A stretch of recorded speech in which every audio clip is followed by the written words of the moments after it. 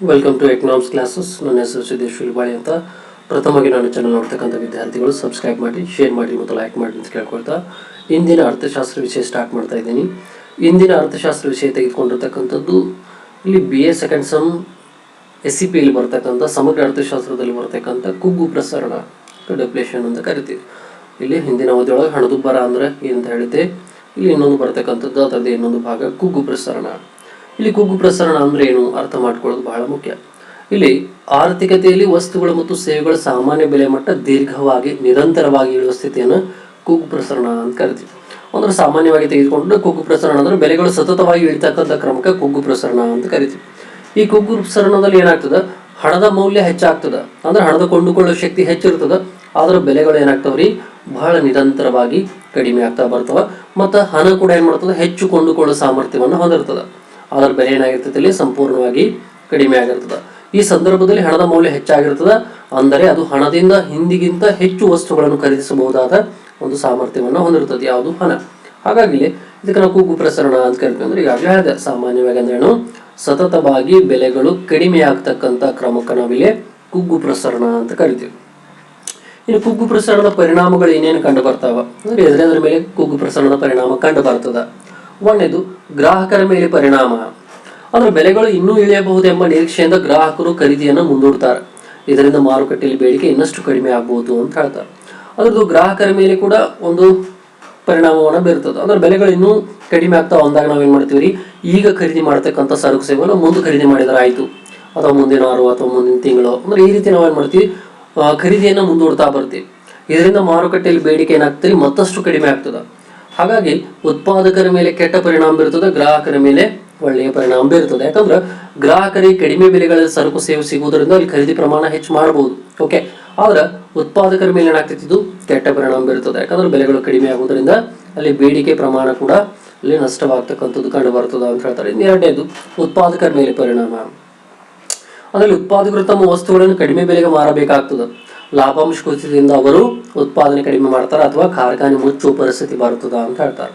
ಅದ್ರ ಉತ್ಪಾದಕರ ಮೇಲೆ ಕೂಡ ಕೆಟ್ಟ ಪರಿಣಾಮ ಬೀರ್ತಾ ಬರ್ತದೆ. ಯಾಕಂದ್ರೆ ಉತ್ಪಾದಕರು ತಮ್ಮ ವಸ್ತುಗಳನ್ನ ಕಡಿಮೆ ಬೆಲೆಗೆ ಮಾರಾಟ ಮಾಡಬೇಕಾಗ್ತದೆ. ಯಾಕಂದ್ರೆ ಅಲ್ಲಿ ಮುಖ್ಯವಾಗಿ ಆಗಿರ್ತಕ್ಕಂಥದ್ದೇ ಬೆಲೆಯ ಒಂದು ಕಡಿಮೆ ಆಗಿರ್ತಕ್ಕಂಥದ್ದು. ಅಂದ್ರೆ ಬೆಲೆ ಸತತವಾಗಿ ಇಳಿತಕ್ಕಂಥ ಕ್ರಮದಿಂದ ಅವರಿಗೆ ಲಾಭಾಂಶ ಕುಸಿತ ಉಂಟಾಗ್ತದೆ, ಅದರಿಂದ ಉತ್ಪಾದನೆ ಕಡಿಮೆ ಆಗ್ತದೆ, ಅದರಿಂದ ಅವ್ರ ಕಾರ್ಖಾನೆ ಮುಚ್ಚುವ ಪರಿಸ್ಥಿತಿ ಕೂಡ ಬರ್ತದೆ. ಯಾಕಂದ್ರೆ ನಾವು ಉತ್ಪಾದನೆ ಮಾಡಿದಂಥ ಸರಕು ಸೇವೆಗಳಿಗೆ ಮಾರುಕಟ್ಟೆಯಲ್ಲಿ ಬೆಲೆನೇ ಇರಲಿಲ್ಲ ಅಂದ್ರೆ ನಾವೇನ್ ಮಾಡ್ತೀವಿ, ಉತ್ಪಾದನೆಯನ್ನ ಕಡಿಮೆ ಮಾಡ್ತಾ ಬರ್ತೀವಿ.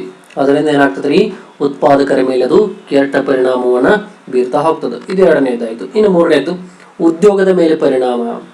ಅಂದ್ರೆ ಉತ್ಪಾದನೆ ಕಡಿಮೆ ಆದ ಕಾರಣದಿಂದ ಕಾರ್ಮಿಕರ ಅಗತ್ಯತೆ ಕಡಿಮೆ ಆಗ್ತದ, ಇದರಿಂದ ನಿರುದ್ಯೋಗ ಸಮಸ್ಯೆ ಕೂಡ ತೊಲೆದೋರ್ತದ ಅಂತ ಹೇಳ್ತಾರೆ. ಇದು ಮೂರನೇ ಒಂದು ಬರ್ತಕ್ಕಂಥ ಪರಿಣಾಮ.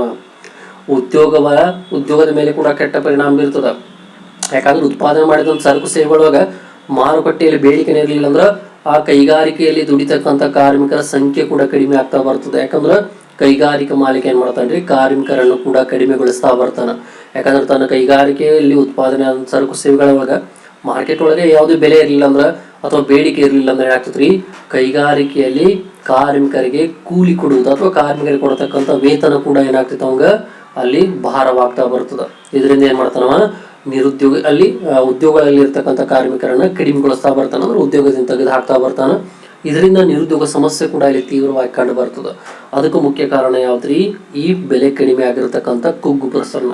ಇದು ಒಂದು. ಇನ್ನು ವೇತನದ ಮೇಲೆ ಪರಿಣಾಮ ಕೂಡ ಬೀರ್ತದೆ. ಅಲ್ಲಿ ಉದ್ಯಮಗಳು ತಮ್ಮ ವೆಚ್ಚ ಕಡಿಮೆ ಮಾಡಲು ವೇತನ ಕಡಿತ ಮಾಡಬಹುದು. ಕಾರ್ಮಿಕರ ಜೀವನ ಮಟ್ಟ ಕೂಡ ಕುಸಿತದ. ಆ ಕೈಗಾರಿಕೆಯನ್ನ ಇನ್ನೂ ಮುಂದುವರಿಸ್ಕೊಂಡು ಹೋಗ್ಬೇಕಂದ್ರ ಕಾರ್ಮಿಕರಿಗೆ ಕೊಡತಕ್ಕಂಥ ವೇತನವನ್ನ ಕಡಿಮೆ ಮಾಡ್ತಾ ಬರುವುದರಿಂದ ಏನಾಗ್ತದೆ, ಕಾರ್ಮಿಕರ ಜೀವನ ಮಟ್ಟ ಕೂಡ ಕುಸಿತದ. ಯಾಕಂದ್ರೆ ಕಾರ್ಮಿಕನಿಗೆ ಬರ್ತಕ್ಕಂಥ ವೇತನ ಸಡನ್ಲಿ ಕಡಿಮೆ ಆಗ್ತಾ ಬಂತಂದ್ರ ತನ್ನ ಜೀವನ ನಿರ್ವಹಣೆ ಕಷ್ಟ ಆಗ್ತದ, ಆರ್ಥಿಕವಾಗಿ ಅವ್ನು ಬದುಕಾಕ ಕೂಡ ಏನಾಗ್ತದ್ರಿ ಬಹಳ ಕಷ್ಟವಾಗ್ತಾ ಬರ್ತದ. ಆವಾಗ ಅವನ ಜೀವನ ಮಟ್ಟ ಕೂಡ ಏನಾಗ್ತದ, ಬಹಳ ಕುಸಿತ ಉಂಟಾಗ್ತದ ಅಂತ ಹೇಳ್ತಾರೆ. ಹಾಗಾಗಿ ವೇತನದ ಮೇಲೆ ಕೂಡ ಪರಿಣಾಮ ಬೀರ್ತಕ್ಕಂಥದ್ದು ಯಾವುದು, ಈ ಕುಗ್ಗು ಪ್ರಸರಣ ಅಥವಾ ಬೆಲೆ ಕಡಿಮೆ ಆಗ್ತಿರ್ತಕ್ಕಂಥ ಕ್ರಮ. ನೆಕ್ಸ್ಟ್ ಬರ್ತಕ್ಕಂಥದ್ದು ಬ್ಯಾಂಕಿಂಗ್ ವ್ಯವಸ್ಥೆಯ ಮೇಲೆ ಪರಿಣಾಮ. ಅಂದ್ರೆ ಸಾಲ ತೀರಿಸಲು ಜನರಿಗೆ ಕಷ್ಟವಾಗ್ತದ. ಸಾಲ ವಾಪಸ್ ಆಗದ ಕಾರಣ ಬ್ಯಾಂಕ್ಗಳು ಕೂಡ ಆರ್ಥಿಕ ಸ್ಥಿತಿ ದುರ್ಬಲಗೊಳ್ತದ ಅಂತ ಹೇಳ್ತಾರೆ. ಯಾಕಂದ್ರೆ ನಾವೇನೋ ಕೈಗಾರಿಕೆ ಅಥವಾ ಏನೋ ಬಿತ್ತನೆ ಮಾಡಾಕ, ಉತ್ಪಾದನೆ ಮಾಡಾಕ ಒಟ್ಟು ಬ್ಯಾಂಕಿನಿಂದ ಸಾಲ ಪಡೆದೀವಿ ಅಂತ ಇಟ್ಕೊಡ್ರಿ. ಈಗ ನಾವು ಉತ್ಪಾದನೆ ಮಾಡಿದಂಥ ಸರಕು ಸೇವೆಗಳಿಗೆ ಮಾರುಕಟ್ಟೆ ಏನೂ ಬೇಡಿಕೆ ಇರಲಿಲ್ಲ ಅಂದ್ರೆ ನಾವು ತೆಗೆದುಕೊಂಡ ಸಾಲ ತೀರ್ಸಕ್ಕೂ ಆಗಿಲ್ಲ, ಅದ್ರ ಕಂತು ಕಟ್ಟಕ್ಕಾಗಿಲ್ಲ. ಆವಾಗ ಬ್ಯಾಂಕ್ಗಳು ಕೂಡ ಏನಾಗ್ತಾವ ರೀ, ಅಲ್ಲಿ ದುರ್ಬಲ ಬ್ಯಾಂಕ್ಗಳು ಬಂದ್ ಆಗ್ತಕ್ಕಂಥ ಪರಿಸ್ಥಿತಿ ಬರ್ತದೆ.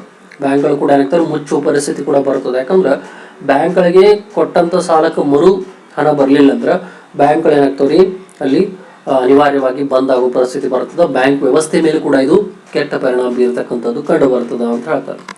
ಅದೇ ರೀತಿ ಸಾಲಗಾರ ಮತ್ತು ಸಾಲದಾತರ ಮೇಲೆ ಪರಿಣಾಮ. ಸಾಲಗಾರನಿಗೆ ಹಾನಿ ಆಗ್ತದ, ಯಾಕಂದ್ರೆ ಹಣದ ಮೌಲ್ಯ ಹೆಚ್ಚಿದ್ದರ ಕಾರಣ ಸಾಲದ ವಾಸ್ತವಿಕ ಹೊರೆ ಹೆಚ್ಚುತ್ತದ. ಇದು ಒಂದು. ಸಾಲದಾತರಿಗೆ ಲಾಭ, ಹೆಚ್ಚು ಮೌಲ್ಯದ ಹಣವನ್ನು ಪಡಿತಾರ. ಇವೆರಡೂ ಕೂಡ ಇಲ್ಲಿ ಕಂಡು ಬರ್ತಕ್ಕಂಥವು. ಇನ್ನು ಹೂಡಿಕೆ ಮೇಲೆ ಪರಿಣಾಮ ಅಂತ ಹೇಳ್ತಾರೆ. ಅಂದ್ರೆ ಭವಿಷ್ಯದಲ್ಲಿ ಲಾಭ ಕಡಿಮೆ ಆಗುವ ಭಯದಿಂದ ಉದ್ಯಮಿಗಳು ಹೊಸ ಹೂಡಿಕೆಯನ್ನು ಮುಂದೂಡ್ತಾರೆ. ಆರ್ಥಿಕ ಬೆಳವಣಿಗೆ ಕೂಡ ನಿಧಾನವಾಗಿ ಕಂಡು ಬರ್ತದೆ. ಈಗ ಭವಿಷ್ಯದಲ್ಲಿ ಲಾಭ ಕಡಿಮೆ ಆಗ್ತದೆ, ಅಥವಾ ಈಗ ನಾ ಹೂಡಿಕೆ ಮಾಡಿರ್ತಕ್ಕಂಥ ಯಾವುದೋ ಒಂದು ಹಣಕ್ಕೆ ಅಲ್ಲಿ ಬರ್ತಕ್ಕಂಥ ಲಾಭಾಂಶ ಇನ್ನೂ ಕಡಿಮೆ ಆಗ್ತಾ ಹೋಗ್ತದೆ. ನಾವೇನು ಮಾಡ್ತೀವಿ, ಭವಿಷ್ಯದೊಳಗೆ ಇನ್ನೂ ಹೂಡಿಕೆ ಮಾಡೋದನ್ನ ಕಡಿಮೆ ಮಾಡ್ತಾ ಬರ್ತೀನಿ. ಮತ್ತೆ ಏನು ಮಾಡ್ತೀವಿ, ಅದನ್ನ ವಿಚಾರ ಮಾಡ್ತೀವಿ. ಈಗ ಸದ್ಯಕ್ಕೇನು ಹೂಡಿಕೆ ಮಾಡೋದು ಬೇಡ, ನಂತರ ಹೂಡಿಕೆ ಮಾಡೋಣ.